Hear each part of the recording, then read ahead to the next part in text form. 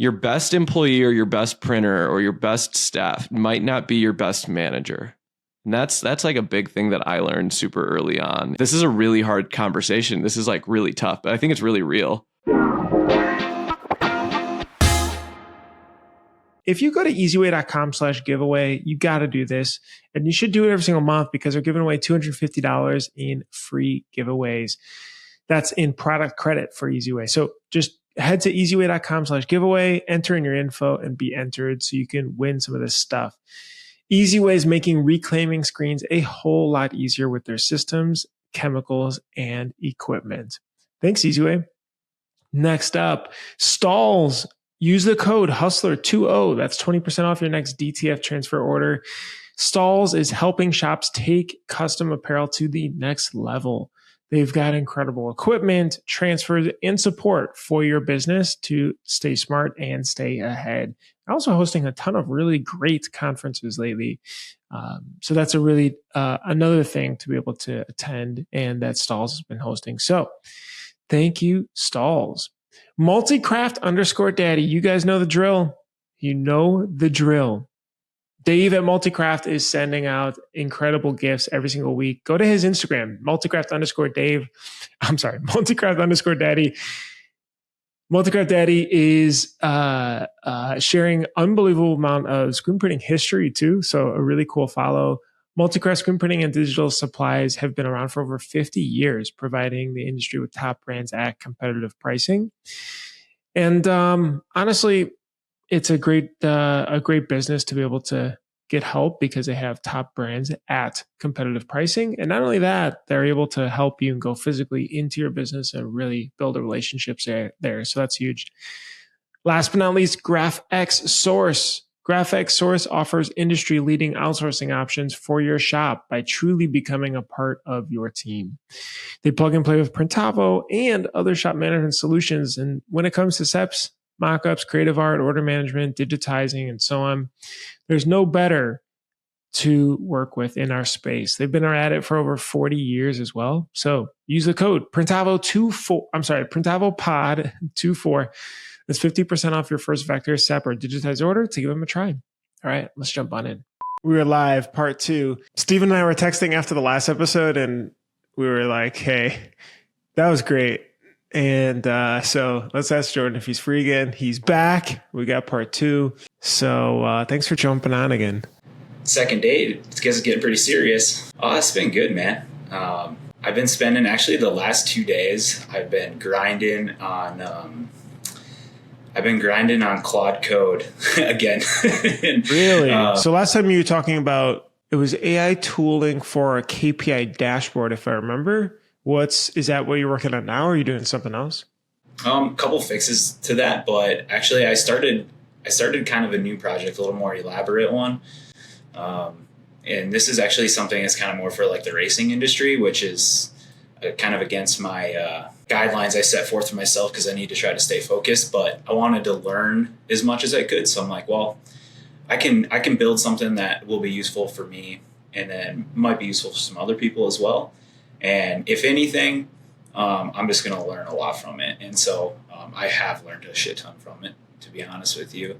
And it's been fun, but I don't want to say too much about it quite yet. But nobody that is probably interested in that's going to probably listen to this maybe anyways. But as far as the racing side of it, And you're building a web application using Claude Code. Correct. Yeah.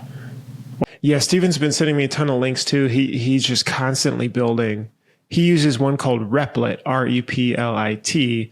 And I mean, there's tons of, we were texting with Jonathan actually at Success Print Shop last night, and he's building N8N integrations to like his Monday and Printavo and pulling in statuses of boxes and where they're at and popping up on the dashboard if they're arrived or not.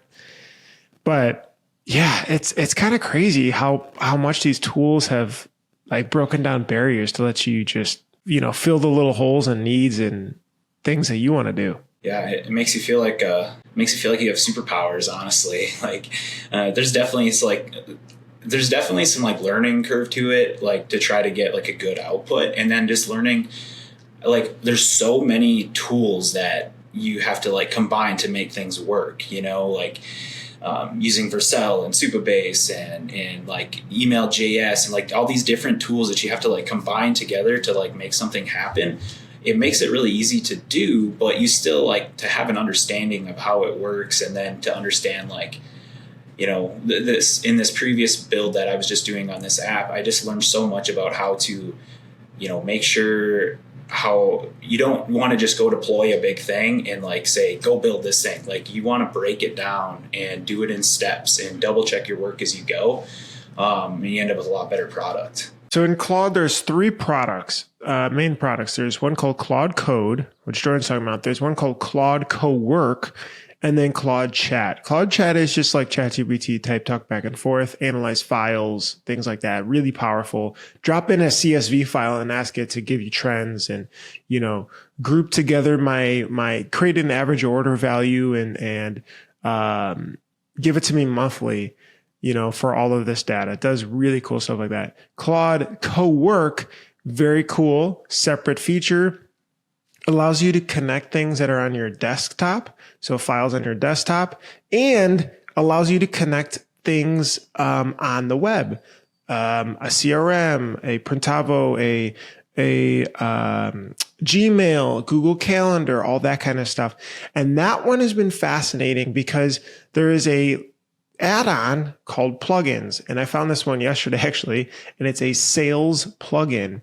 And what it helps you do is do sales-based research. So if you're trying to do outbound or you're trying to reach out to people and you want to quickly do research, you could call this thing in Co-work and say, hey, do research on this email address. And it pulls back all kinds of info for you to write an outbound email. Now, step 2 in that is that it can carry, if you say, you know, you got to give it instructions on how you want to talk and your tone, of which I find interesting. You could say, go through my inbox and just understand my tone and how I talk to people and use that as the foundation. Draft an email to send an outbound message to this person and put it into the drafts. So it does that. Now you can imagine this at scale, right? It's like, okay, you know, you don't want to get blocked for spam, but hey, create 20 messages like this on Tuesday morning and drop that in there. And then, you know, I think you're still going to want to, like, I'm still finding I need to go through each one and customize it a little bit, make it a little bit better, and then send. Very, very cool. That's Claude Co-work, really powerful. And, you know, go to Claude.com basically, or Claude AI or whatever it's called, and just download it to your desktop. And this is how you start using these tools. If you haven't, think about what I found was helpful is think about a task that you just do, like maybe it's once a week, every day, and use that to try to automate some of this stuff. Do you spend a lot of time building these tools, Jordan? Or like what did yesterday look like as a day? Well, to be honest with you, yesterday I spent probably too much time working on that. But I'm the type of person where like I'm just so all in or I'm so all out. I probably said that already before, but so I get in on something and I'm just wide open. So I was spending a lot of my day messing with that, and of course doing a lot of other things, all the other tasks in my day that I have to do. But that was the majority of my day, to be honest with you. It was just doing a lot of learning and a lot of building. What are some of the tasks you feel like you're managing still, like as you as the owner, that you either want to manage it? Maybe can you categorize them as like, I enjoy doing this, and then also I want to get rid of this at some point? Yeah. So, you know, I guess I love what I'm doing right now. I've dropped a few different things. Like we also have we started actually originally as a sign company. And so I've dropped a lot of like the installations and some of we used to do race car wraps and stuff. And we quit doing that kind of stuff here recently, just so that it doesn't consume so much of my time. As in you stopped doing it totally, like no selling it, or as in you stopped doing it? So like on the race car wrap side that we used to do, I don't do any of them anymore. I do a couple just for some friends. But then on the commercial side, the sign installation in the vehicle wraps, we will do all that, but we do some We have some partners that'll help us with the installations. We don't have anybody here full time anymore that does that sort of installation stuff for us. So we've just found a couple people that are local that also do it, and we kind of sub that part of it out to them. But we'll do the production of the signs and decals and stuff. We do all that in house, anyways. Jordan, how much? And I think we had such a good episode last week. We wanted to dig into more, like, and get really, really tactful in understanding Jordan, what he does on a day-to-day basis, where you spend your time, and then like how you operate different parts of the business. How much of your time is actually spent hands-on in the production facility doing working on the craft? Very little, like in spurts. So, I mean, there'll be certain times where I can go back and do some playing, which is, like, I'm definitely a visionary. I guess what they refer to as like a visionary or an ideas person. And so I'll get something in my head, and then I'll go spend some time doing it or kind of like refining a project. But as far as like spending, like, I don't screen print. I will. I mean, if there's a job that's got to get done, I will screen print it. I don't know how to run the embroidery machines, but I've helped fix them and stuff like that. But as far as like the day-to-day on the production side, I'm not doing anything there. I'm definitely more on the front end of things. As an owner, what involvement, what like for me, I meet with our GM of production and our purchasing manager once a week. That's my involvement in production. What is your involvement from a CEO level in the company? Is there like different cadences you have? Yeah, putting out fires, I guess, probably more than anything. I mean, I would say there's so many processes that we are always trying to fix. And I think this is probably I would say it's a strong point and a weak point for me, but I'm always trying to, I'm a believer that if anything breaks, there's always a reason it did, right? So it always starts from the top. There's always a reason behind something. And so I spend a lot of my time just trying to put out fires and fix things, I guess, on a daily basis. Does that make sense, or am I not getting to what you're asking? Do you spend a lot of, because I always felt that I was running around putting out fires way too much of the time. And I'm not sure if that's because the fires, like I took pride in putting out the fires, I think. And so they would naturally more so come up. Do you find the same, or do you think like, oh, no, like I'm the only person that could decide what to do with this situation? No, I definitely try to empower other people to make those decisions. And, for the most part, to be honest with you, we have a good crew of people, and a lot of them have been here for a long time, so they can handle the majority of the issues on themselves, or they can handle the majority of the issues themselves. I don't want to be the one putting out fires, but there's definitely times where, I mean, of course I've been here the longest and I have the most expertise, and I've, kind of built everything from the ground up, so I guess, so to speak. So when there is an issue, a lot of times it might end up on my shoulders. But I'm usually trying to help people or come up with a better process or a standard operating procedure to then fix that. So I guess that's where, SOPs and just in building processes is kind of, like I say, the majority of the time that I spend. Do you feel like, though, like, okay, just think about the fire you put out yesterday.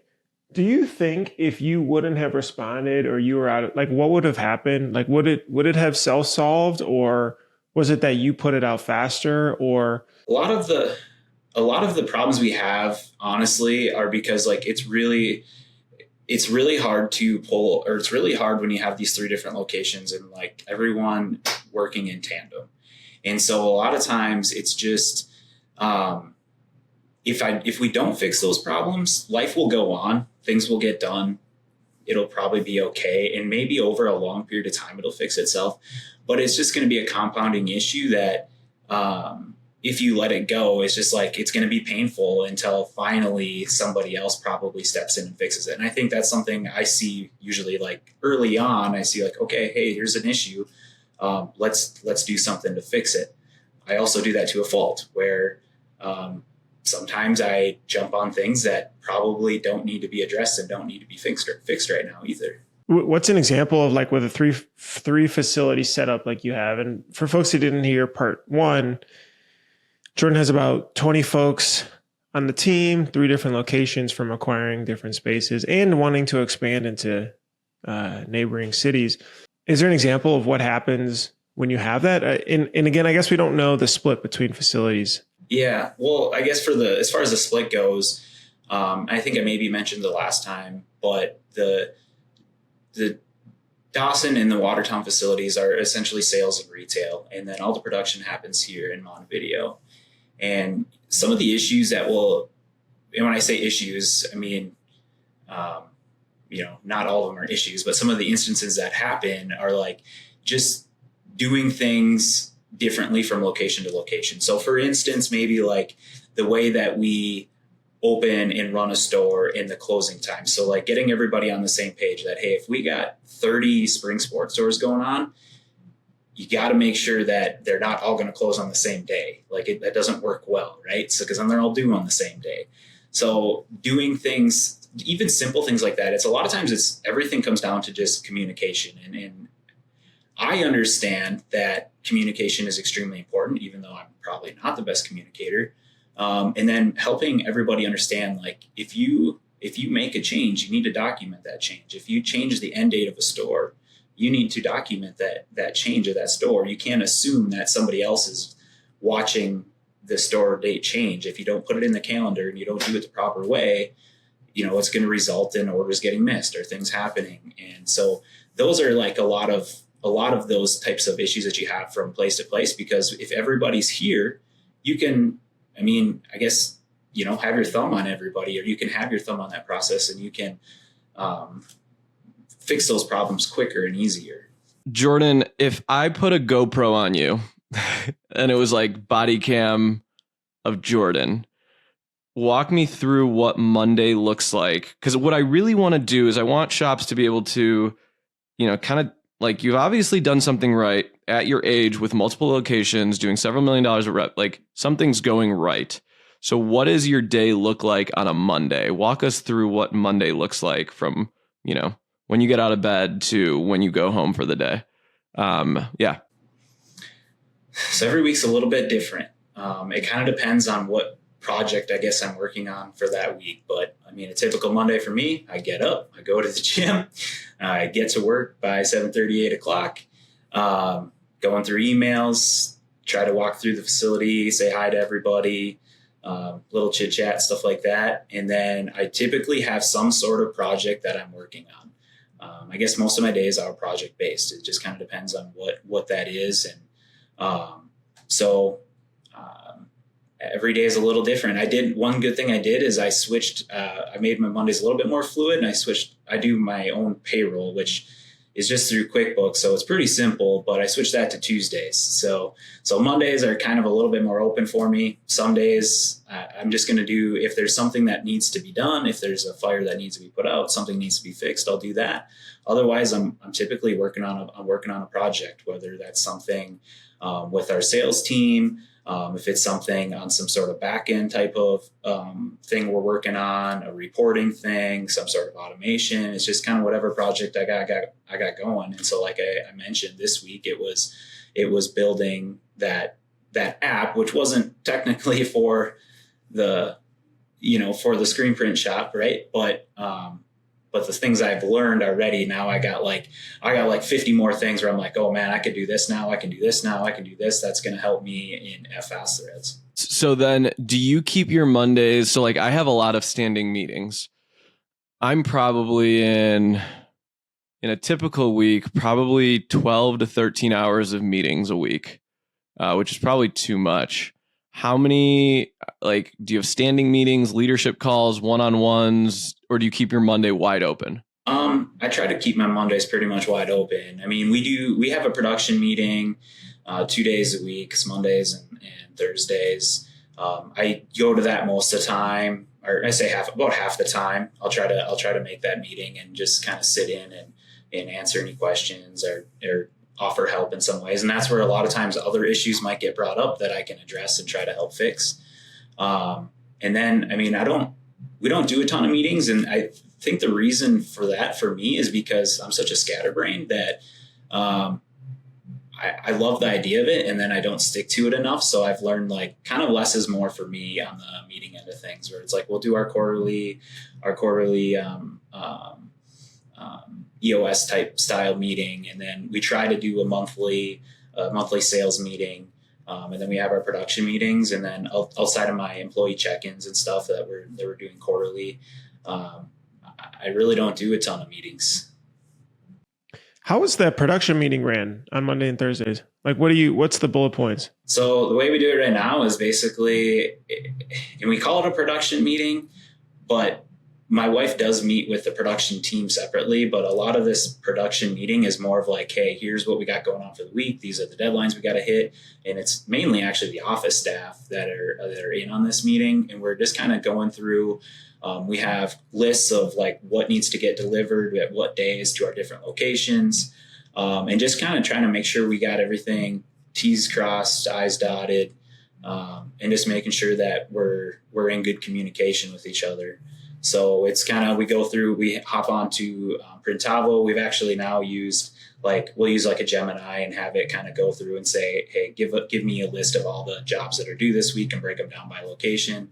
And so then we'll print that off quick, bring it there, and then just kind of double check our work. And we touch base with both locations, or all three, I guess, technically, whatever. But and just kind of more of I don't want to say like a social time. I mean, we're not talking about anything outside of work, but it's a communication time to just make sure that we're kind of hitting all the nails on the head. The one on Mondays probably ends up being about an hour, and then later in the week it's a little shorter because it's just kind of making sure, hey, yeah, this got done, this got delivered. This is a rush job; it's got to be done by Friday. Got it. So the Thursday one is kind of like a review of what happened plus what to knock off for Friday. Correct. Yeah. So then, okay, so there's production meetings, and it sounds like your wife runs it or someone else runs it. So it's not you, because if you ran it, it probably would be all over the place. What other routines and habits are very consistent in the business? So it's like payroll is on Tuesday, production meeting is on Monday and Wednesday. What are other, because I think of a business as different buckets, sales, marketing, accounting and finance, production, operations. What are the different routines and habits that you just kind of touched on? And if you don't have them, that's cool. But I think these are just like interesting to talk through. So are you like referring to more of like me specifically or everybody else? Maybe everyone else and how you interact with that. Well, once again, there probably isn't that much that's super consistent when it comes to how I'm interacting with it anyways, just because I'm a scatterbrain and I have a hard time focusing on one thing at a time. So I would say as far as that consistency goes, it's probably non-existent.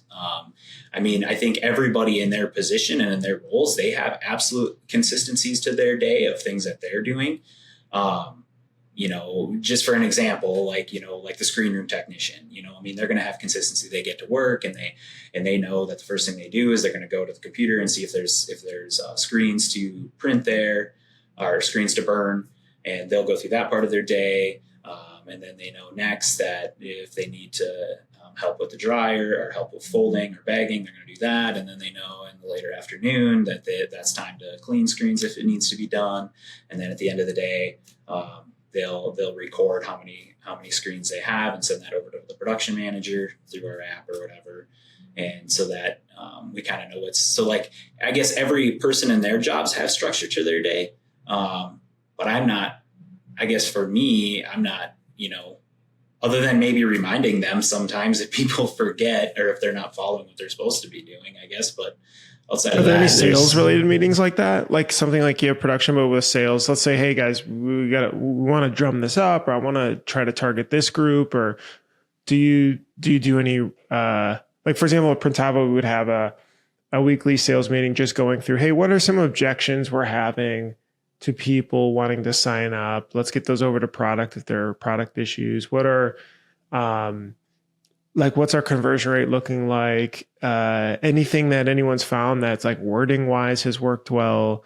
And, it's like a shorter meeting, maybe 30 minutes or so. Do you do something like that? So we'll do a monthly sales meeting where we do some planning and we'll talk about things that we want to do in the upcoming, we do a lot of stuff in the sports and corporate stuff. So the corporate's pretty steady throughout the year, but obviously sports seasons change and there's different things going on there. So we'll do that monthly and sit down with the sales team and talk about that kind of stuff. But otherwise, a lot of it for us anyways is just more kind of on the fly. And so once again, I mean, I'll tackle something. I'll maybe, if something's worth implementing, I'll implement that, or I'll kind of do it on more of a project by project basis. But outside of that monthly meeting, a lot of that stuff is just going to be one-on-one after that, so I'll sit down with Dave, our sales guy in Watertown when I'm over there, and we'll sit and just talk, and I'll take notes. And if there's something I can do to help his job or help fix something, I'll do that. But otherwise, once again, the structured meeting things, it's just so hard. And because we're also so seasonal. So we get, when we're busy, we're really, really, really busy. And then when we're slow, we can get pretty dang slow. So, and that's when things probably get really scary for everybody, because then I come up with too many wild ideas. So then, Jordan, you kind of mentioned, okay, if I go out to Watertown, I'll meet with them, or if I'm here, I'll meet with them. How do you ensure that everyone is well supported, knowing that you have multiple locations, multiple people? Because something I struggle with is, what I've learned is you can only really manage 5 or 6 people. And once you start missing a couple one-on-ones, holy shit, I haven't talked to this person in a month. Next thing you know, 3 months later, they put in their 2 weeks and they're like, yeah, I wasn't well supported. And you're just like, shit, right? I guess how do you make sure people feel heard? Do they just reach out to you when they need to have a meeting? How does that work? So that's a tough thing. And so, I mean, Steven, I'm sure that you can relate to a time when you were probably our size at that 20 employee point, and you're right on the cusp of having that middle management type of tier, but you don't really have it quite yet. And so honestly, that's probably one of the biggest things for us right now that is super hard. Is I am trying to manage way too many people, and I probably don't do a good enough job of it. I try to make sure everybody understands that if there's anything on your mind, you can always talk to me. I'm not somebody that is hard to talk to, I don't think. So I do the best that I can, but I think that we're kind of at an inflection point right now where it's and I guess everybody says that any point in time you're at in your business is the hardest point you've ever been at. And, you think, well, the next hire is going to make this better. I don't know that for certainty, but I just know that managing, as many people as we are, and essentially the way we kind of break it down is, I'm managing the office and the sales team, and my wife is managing the production team. And that's too many people for each of us to manage. There's no doubt about it, but we just do the best we can and just kind of keep our foot on the gas and try to get to that point where we can help bring in more of the right people. Yeah, I remember 20 to 30 was really difficult. And to be transparent, I kind of burned out at 30 because I was in that weird, couple good managers, but probably needed the full department stack of managers at 25 to 30. But that required a significant investment just in payroll, which means we would run in the red for a while until hopefully that would bubble up to the next spot. And it was those stepping stools. And I think shops definitely clearly have that too, where it's, okay, if you grow past 25-ish people, you have to jump more quickly, probably to closer to 40 to flesh it out and make it worth it. And revenue wise, be able to clear profit again. And that's painful. So it almost makes you wonder is okay, can you use all this custom tooling you're doing or allowing people to be kind of senior individual contributors that take on more responsibility and maybe up-level those folks to try to not add management, or totally commit and double down to it and try to race past until the next goalpost. I'm not exactly sure. It's hard to stall growth, and then it's hard at the same time to be stretched thin. What do you think, Steven? You jumped through that part. I think it's Brett Bowden or someone that has said the difference between running a $3 million company and a $7 million company actually is relatively the same. It's just about people and people management. And it might be harder at a lower threshold because you don't have middle management. The hardest part about middle management is taking the jump to actually hire someone at a premium. So it's like, this is a $70,000 to $80,000 to $100,000 employee, and there's probably not a direct ROI on it. And it's probably going to take 12 to 18 months for them to start paying themselves off, or the revenue is going to start to climb to afford them. But the second you do that and you make a commitment to management, you put oxygen into your business. And I think that's the biggest thing is once I realized that I needed like oxygen and people to manage people, that's really when our business started to like boom, because I literally could turn my back to it, or I would just have one report in that department. And so I think that's like, I think a lot of people listening to this, if you've got 12 to 15 employees, maybe instead of buying another press, it's hiring middle management. I don't know. This is a really hard conversation. This is like really tough, but I think it's really real. And I think the one other thing is your best employee or your best printer or your best staff might not be your best manager. And that's like a big thing that I learned super early on is management is a completely different skill than being a good operator. They're two completely different things. Now you can't have a manager that can't operate per se, but it's more important to find skills and qualities in management. That was just my riff. Yeah. Jordan, can we go through the business stack of FastThread? So we'll name a couple different departments and just curious how you run it or what's like who runs it and how that part works. So first one is an easy one, accounting/bookkeeping stuff. How does that set up? So I have a gal that works for us who is our in-house accountant. And so she does the day-to-day books. And then we have an outside accountant too that does more of the complex type of stuff. So they kind of handle it all now between those two. And then I'll step in a little bit because I get really picky about like things being in the right categories and for all the data points and stuff like that. So those two pretty much handle all that. And why don't you let them do payroll? That's a really good question. Because I think payroll right now, my in-house accountant isn't an HR person. And I kind of put those two things together, which maybe that's wrong. But I just I guess I'm HR and I take care of the time off schedule. I run the payroll, but honestly, we do QuickBooks Time, QuickBooks Online. So I don't know if you guys are familiar with that, but it's probably like any other payroll software where everyone's clocking in on their phone. And I'm really just kind of going through, double checking, making sure there's not any discrepancies, which it actually points out if there usually is. And then doing that. And then I also do the calculations for the commissions for our sales guys. So I just want to make sure that stuff's right. And so I guess that's one thing I hold on to. Is the commissions like based off a gross, like a percentage based off a gross sale, or do you go in the weeds on like net and different product categories and all that? Nah, we keep it to gross. That net stuff's really hard to track. I don't have that much time. It's interesting. You could probably drop it into Claude now too. Do you think you could give that to, so our accounting and finance team, our CF, he oversees HR as well. So he handles all of our payroll. And that was something I held on to for a while and then finally gave it off.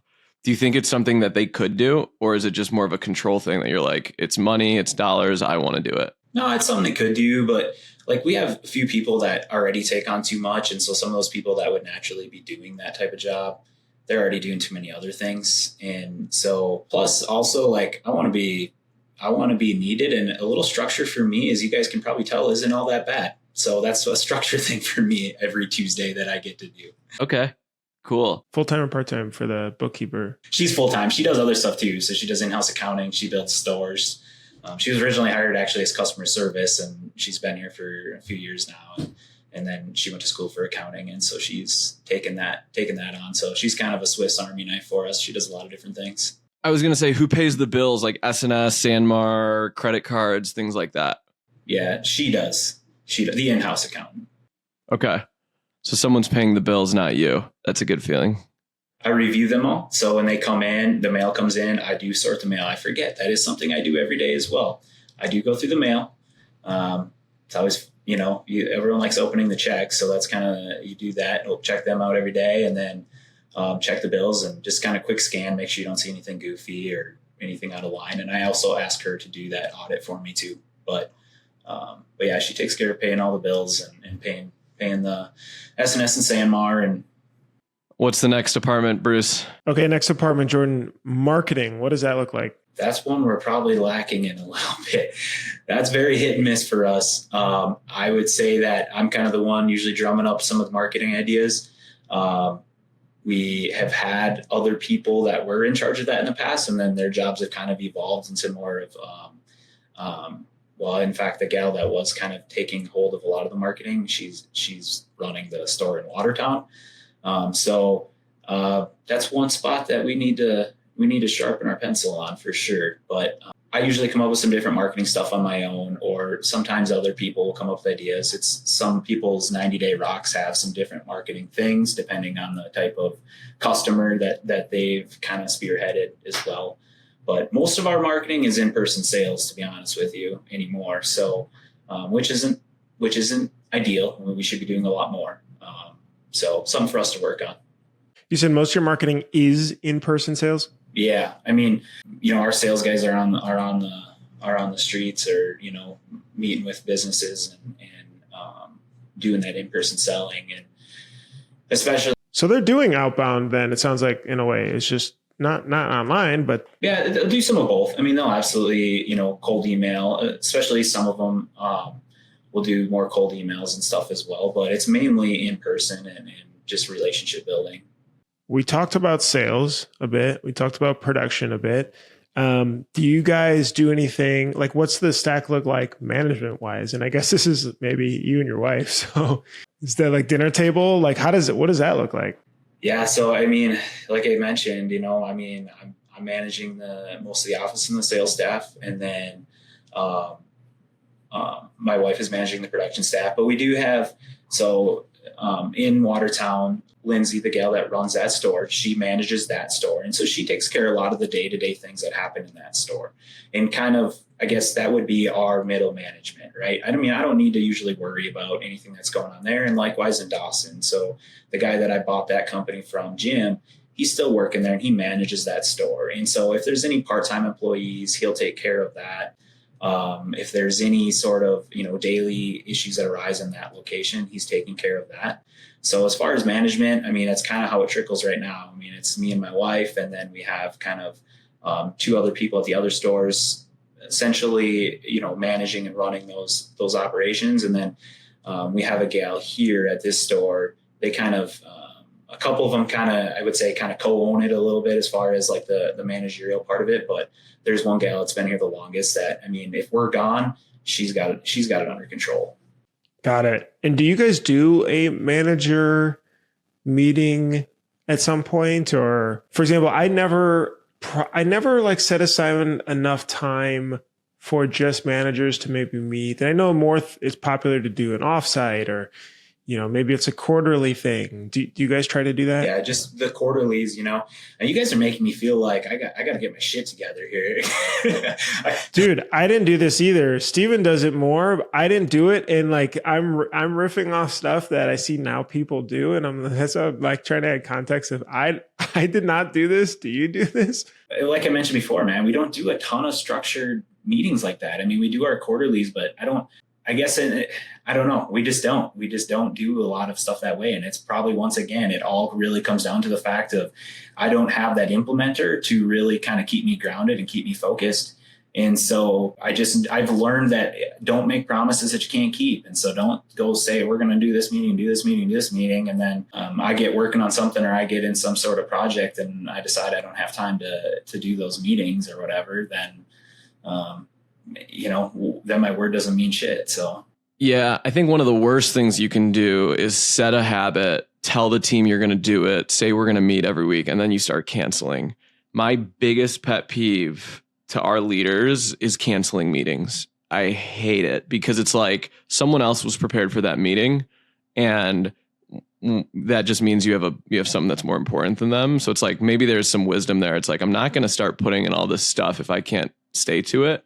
But what if, for a second, Jordan, I guess we're doing a little open heart surgery right here on your business. Sorry for being vulnerable, but I think this is cool. What if you had an integrator or an implementer that could actually put structure in place, what would the dream state be? Oh, dude, I think I've spent a lot of time soul searching lately about like, what is that next thing, right? Because you kind of can look at it and go, man, I could use 40 different people and this and this and this. And I've really learned like I need somebody to help keep me grounded and to sometimes knock a little sense into me.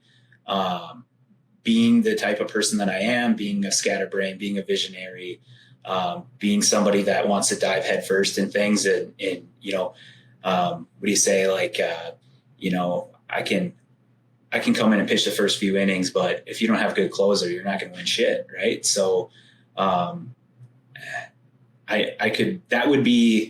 would be amazing for us. It's probably really, truly the next thing that we need to do to take us to the next level is to have somebody like that can bring some more structure, and help us treat the company,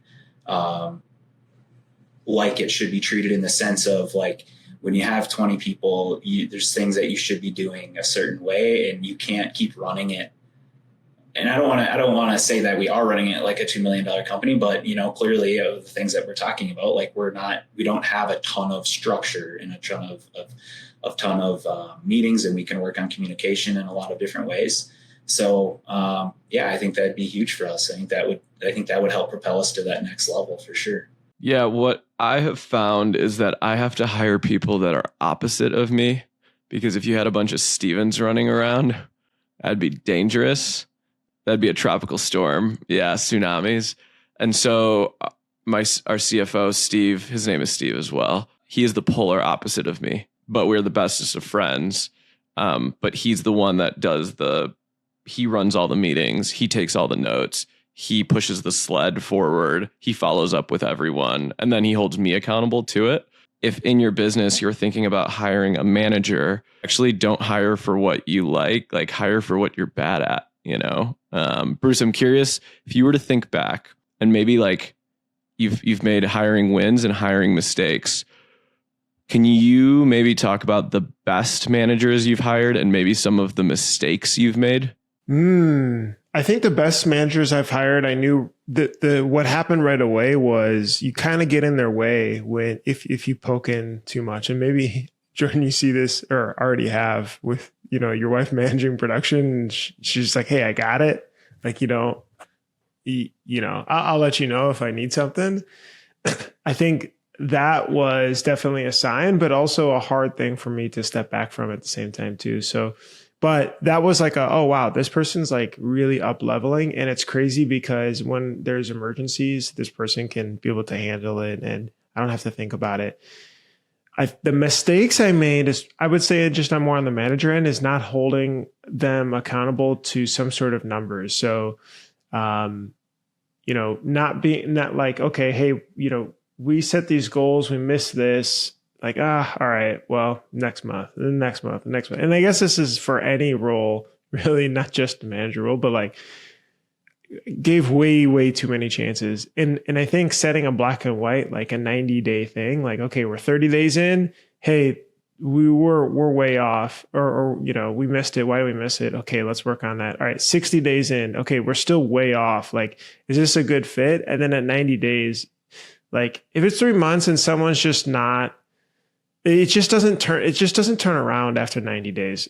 And not only that, the negativity, the poor results compound. So you could have had someone else in that role if they were better by, and actually doing, and like we split off a fork in the road, and one person's going completely to the right, one person's going completely to the left, and distance gets further and further in terms of how much further you could have been. So anyway, I think that's the biggest mistake. And yeah, just thinking of a couple of specific people, and it gives me Jordan, do you have, you're obviously in fabric and all that, but do you have coaches or people that hold you accountable? I know obviously fitness is a big thing, but like, who holds you accountable? What's your circle look like for you? That's one of the things that is hard about being in such a small community in a small town, is like, do I have my mentors in my life and like the people that I look up to 100%? My dad being one of them. He's the guy that gave me my first $6,000 loan to buy a vinyl plotter and 2013 or whatever. So like, yeah, I look up to him. He's been an entrepreneur his whole life. He's been successful in his own ways. And then there's a few other, local people that I look up to and I'll bounce some things off of. But that's one thing that honestly, guys, and not that I want to make your heads explode here, but like Fabric has been so good for me because it's given me so many people to look up to, and so many people to like, there's so many people in my group. Like I know all these guys are good at different things and have different wisdom and different insights. And so that's been really big for me is, like I say, being in such a small area, like there's not a ton of big business around here. And a lot of the big businesses and people around here don't own those big businesses. Not trying to say that there's not like, obviously there's very successful people and things, but it's a little different in that way of like, there is no local, like, entrepreneurship groups and stuff like that around here to have access to. So that's one thing I think for me, like Fabric's been really, really big. And it's introduced me to other people, like even in Minnesota that have bigger businesses than me, or anywhere in the country, where now I can, that's my introduction to them. And then we can have some conversations, and I've learned a ton that way. Bruce, you've got some people in your life too, like old bosses, old founders, people you met from college, right? Like you kind of have a circle of advisors and mentors. Yeah. I mean, I think you listed them all. I don't know if I've ever like officially nominated like, hey, can you be a mentor? But it was just, can I ask you a question? Can I ask you, just like keep poking at people to help make a few less mistakes. But yeah, I if you're not, if you're a bit shy, I would definitely send someone that you find doing something cool an email. Hey, I really appreciate, like, this is really cool that you did. I was just curious if I could pick your brain on something. And like 9 times out of 10, they'd be more than willing to chat and help. It's been super helpful. Jordan, wrapping up, by the end of this year, I'm gonna put you on the spot again. Sorry. By the end of this year, what do you feel like you'd want your role to look like? What do I want my role to look like? That's a good question, man. Like I mentioned earlier, I think it was, or not look like too. Could be not that could be easier. Like I mentioned, I love what I'm doing, and I guess what I want to change is I need somebody to help me. I need that implementer, right? So I guess in my as far as my day to day, I don't know that a lot for me would change necessarily. Or that I want a lot of that to change, to be honest with you. But I have a lot to be desired as far as like knowing what the next step is to build this company. And I know that doesn't necessarily mean that I need to probably change what I'm doing outside of more, I guess, other than I probably need to do a better job of hiring people and learning how to find the right next person to bring us to that next level. So, yeah, I mean, I don't want to change a lot of what I'm doing right now, other than I just know that what it's going to take from here to get to where we want to go. And if I'm going to do something, or if we're going to keep growing the company, which is extremely important to me, it's something I want to keep doing more so just because that's what keeps me motivated is the growth and continuing to do more and to come up with new ideas. That's what's exciting to me. And to continue to do that, now I need to like learn a new skill, I guess. And that is how to manage middle management and do that part of the business. And so to continue doing what I'm doing, yeah, I guess that's what's got to change. You've spoken it to the printing community. And so this is that first step, so that when we come on in a year, you're going to be like, I struck out hiring this person. I got this implementer, this integrator. This is super cool. And I say this to everyone, like we're all coworkers working on the same problems every single day. And some of the best advisors, mentors, connectors, accountability buddies have been from this industry. And so, when you start to find it, you can start to see your business really, really, really start to move. So this is super cool. Thank you for being vulnerable today and open about your business. Well, thanks, guys. Yeah, I think you opened up some insight for me, and maybe I'll be asking I'll send you a message, Steven, and you're going to have to give me your stack of how you run your days, because maybe I got something to learn there. Too many meetings. That's why, yeah, too many meetings. No, but and Jordan, you know, when you showed us that app that you built last week, I've spent my entire week on Replit building a tool that I just pushed live. So like it goes in both directions. And today I'm trying to figure out Claude Code work. So yeah, that's awesome, man. I think there's so much, the possibilities are just endless with that stuff. And I think it's something worth being excited about. And I think if there's anybody out there who's not excited about it, get excited about it, because you gotta find some passion for that kind of stuff, or you're gonna have a heck of a time. Or find somebody else who's got passion for it, because you're gonna have a heck of a time keeping up if you don't, because it's amazing and it is changing so fast, and it's so powerful, the amount of things that you can do and the efficiencies that you can bring to your business utilizing this technology. It's like nothing I've ever seen before. Yeah, I couldn't agree more. Jordan Tollakson from Fast Threads, Stephen Farag, Bruce from Printavo. We appreciate you guys. Thank you, print hustlers, for joining us on another episode. We'll see you guys in the next one. Thanks so much for listening. Hopefully that was informative. Don't forget to subscribe. Don't forget to like. Don't forget to hit the bell for notifications if you enjoyed this video. If you enjoy all the stuff we're putting out, it's really helpful. We love to just be able to see it. That means that we're doing a good job.